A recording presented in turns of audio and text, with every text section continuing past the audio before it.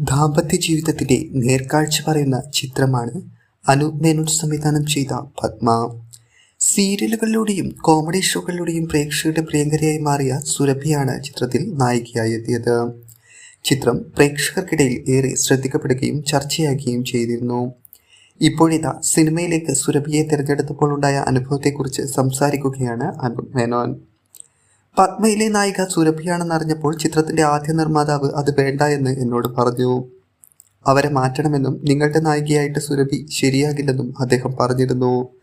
പക്ഷേ എൻ്റെ മനസ്സിലെ കഥാപാത്രത്തിന് യോജിച്ച വ്യക്തിയാണ് സുരഭി എന്നെനിക്ക് തോന്നി.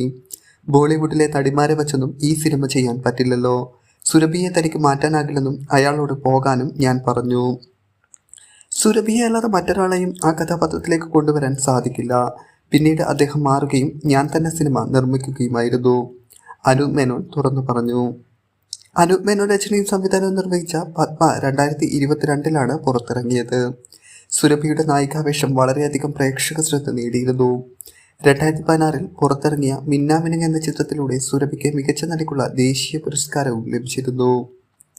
പത്മ എന്ന സിനിമ സുരഭി വളരെ മികച്ച രീതിയിലാണ് അഭിനയിച്ചിട്ടുള്ളത്.